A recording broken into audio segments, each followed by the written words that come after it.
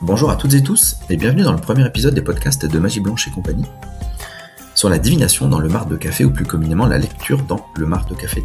Magie Blanche et compagnie est un cabinet de voyance, d'ésotérisme et d'artisanat. Vous pouvez suivre mes activités sur le site internet magieblancheetcompagnie.com, sur la page Facebook ou le compte Instagram. Je réalise des ateliers environ une fois par mois depuis maintenant 3 ans. Et nous avons tenu un atelier sur la divination dans le marc de café samedi dernier au cabinet de Magie Blanche et compagnie. La lecture dans le marc de café s'appelle la cafédomancie ou la tasséomancie. Toutefois, la tasséomancie, c'est plus précisément la lecture des feuilles dans une tasse de thé. Un excellent ouvrage à ce sujet, destiné dans une feuille de thé, écrit par Elsie Wild. Vous pouvez la rencontrer sur Instagram ou trouver son ouvrage sur les réseaux, bien sûr, ou sur Internet. Alors, elle ne parle pas tellement du marc de café dans son ouvrage, mais il y a plein de tips qu'on peut utiliser, comme par exemple mettre une petite pierre d'améthyste ou de cristal de roche dans les tasses que vous réserverez pour la lecture et plein d'autres infos utiles. Elle a écrit un bouquin sur la lecture dans le marc de café, mais c'est en anglais uniquement, donc pour les francophones, il faudra patienter. Vous pouvez me contacter ou étudier mon podcast et mes publications sur les réseaux. Ok. Les premiers écrits qu'on retrouve au sujet de la cafédomancie remontent environ au 9e siècle au Yémen. Et ça a du sens parce que c'est majoritairement une culture en fait orientale, notamment du pourtour méditerranéen. Donc cette tradition arrive en Europe depuis la Perse, la Turquie, l'Égypte, environ au XVIIe siècle.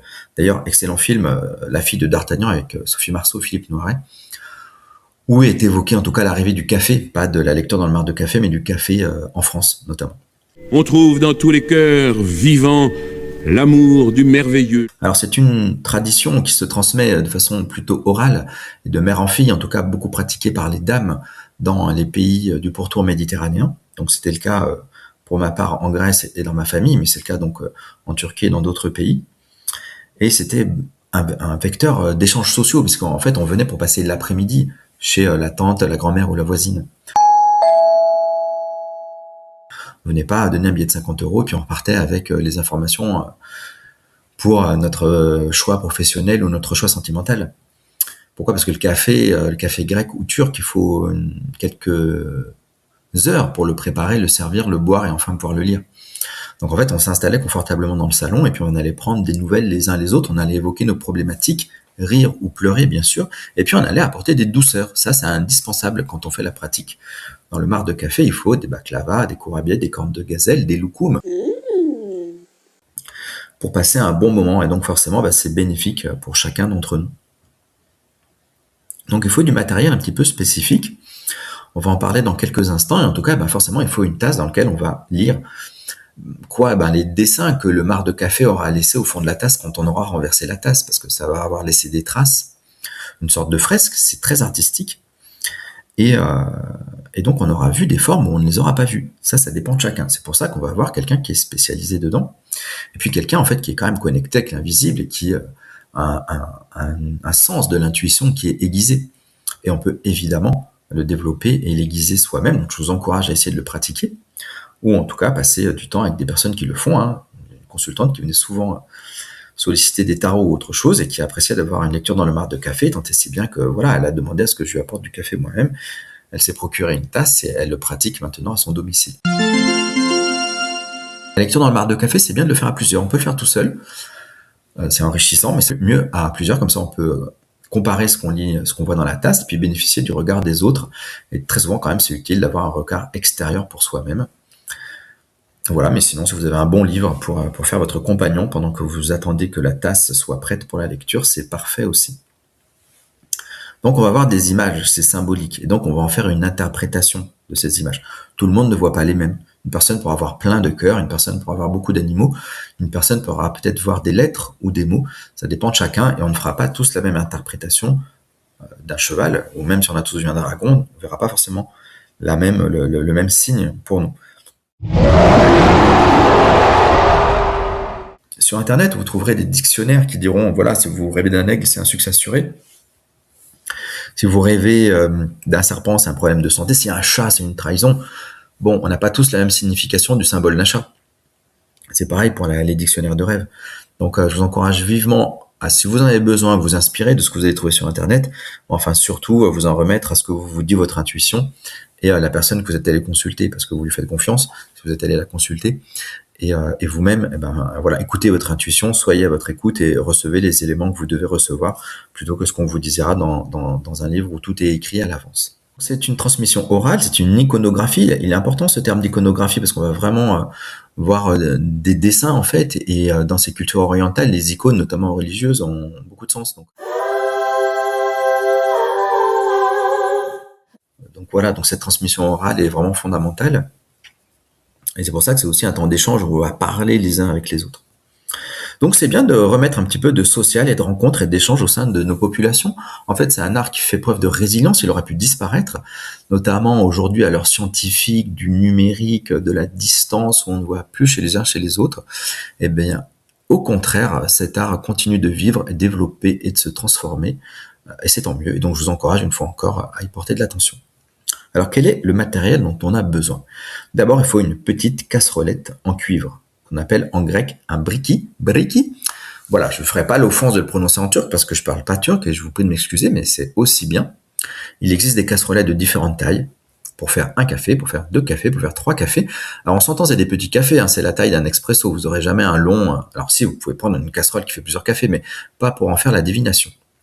Très personnellement, j'aime bien les casserolettes qui font seulement un café, c'est-à-dire taille numéro 1, parce qu'on va le préparer pour une personne. Et si on est plusieurs, ensuite on va en préparer un deuxième pour cette personne-là. On ne prépare pas tout dans la même marmite.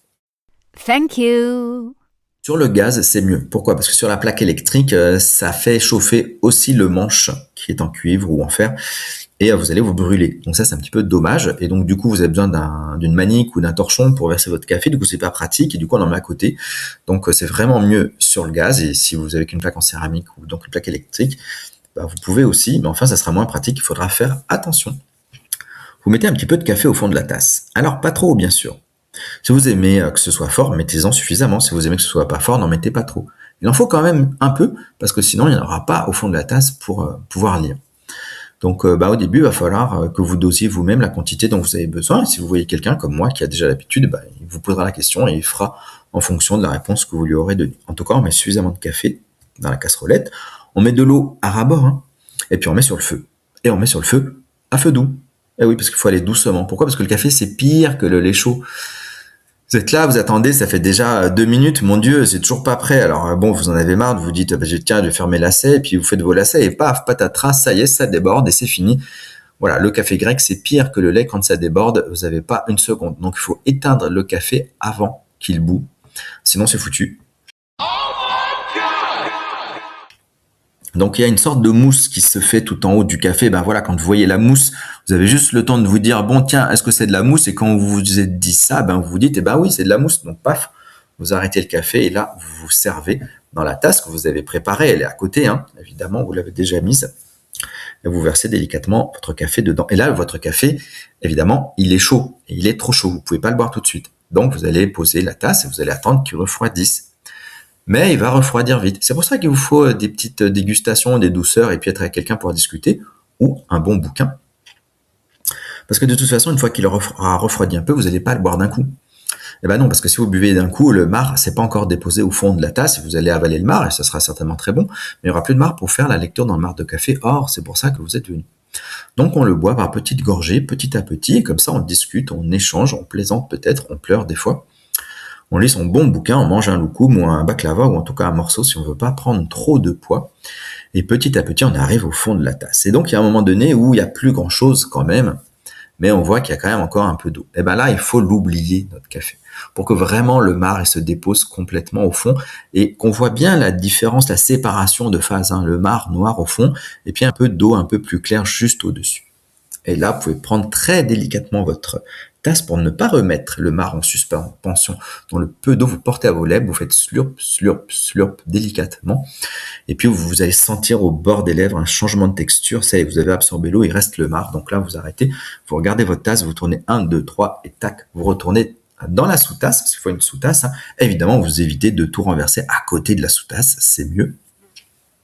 C'est pas grave, la Terre ne s'arrêtera pas de tourner, mais vous ne pourrez pas lire ce marc de café-là. En tout cas, vous avez réussi.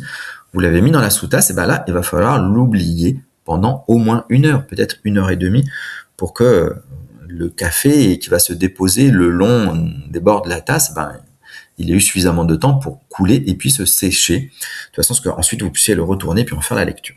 Alors puisqu'on dit ça, on va parler de la tasse. Voilà, on a le briki, donc la petite casserolette de cuivre. Il nous faut donc un café moulu très finement, grec, turc, que vous trouvez dans les boutiques spécialisées, ou donc par exemple au Chinois à Saint-Étienne. C'est un magasin qui vend du thé et des articles de thé, mais ils vendent aussi du café et ils sont capables de mouler très finement. D'ailleurs, ils ont l'habitude, ils reçoivent des clients qui sont arméniens, qui font cette pratique-là et qui aiment du café préparé avec le marc de café, parce qu'en Arménie aussi on pratique. Donc voilà, donc vous avez plein d'options pour trouver ce café-là. Vous avez la casserolette, il vous faut une tasse. Alors cette tasse, il faut qu'elle soit spéciale quand même. C'est la tasse que vous utilisez pour faire la divination. C'est pas la tasse de tous les matins quand vous vous dépêchez d'aller au travail que vous aimez pas, ou que vous êtes précipité même si vous aimez bien votre travail. Donc c'est une tasse qui est décorée, qui est jolie, peut-être de votre arrière-grand-mère, qu'on vous a offert, que peut-être vous avez acheté, c'est un artisan. Donc moi j'utilise beaucoup des tasses que j'ai achetées à Evzin, un magasin à Saint-Chamond, tenu par mon bon ami Takis. C'est un magasin grec qui fait de la très bonne nourriture, qui vend des articles, et donc parfois ils vendent des tasses qui sont fabriquées sur l'île de Deros.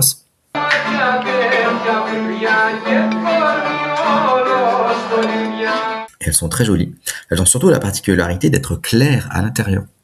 Pour qu'on puisse voir les dessins à l'intérieur de la tasse, évidemment, il faut que ce soit clair. Si les tasses sont noires ou marron, vous aurez des difficultés à voir le dessin. Donc c'est dommage, vous aurez bu un bon café, vous aurez passé une bonne après-midi, mais vous ne pourrez pas en faire la lecture.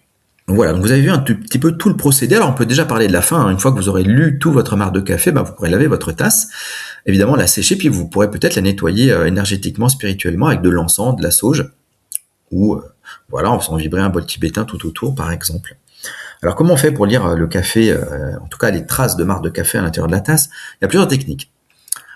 L'idéal, c'est quand même d'avoir une petite tasse avec une anse. Ça permet de fixer soit le présent, on va lire dans le sens des aiguilles d'une montre, donc soit le présent au tout début à partir de l'anse dans le sens des aiguilles d'une montre, soit le présent au milieu de la tasse, comme ça on a le passé avant, on a le futur après.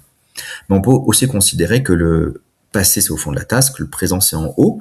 On peut aussi considérer que en bas c'est les blocages, en haut c'est l'évolution. Bon, on peut aussi s'autoriser d'autres types de lectures. Certains d'entre vous, vous aurez du mal à voir des images, c'est pour ça qu'avoir un consultant, c'est bien. Mais souvent, il faut regarder 1 fois, 2 fois, 3 fois, et puis au bout d'un moment, on se dit « Ah, finalement, il y a peut-être un bonhomme ici. » Si vous pensez que vous avez vu un bonhomme, c'est que vous avez vu un bonhomme. Si vous pensez que vous avez vu une vache, vous avez vu une vache. Pour certains d'entre vous, ce sera facile. Pour d'autres, ce sera moins facile.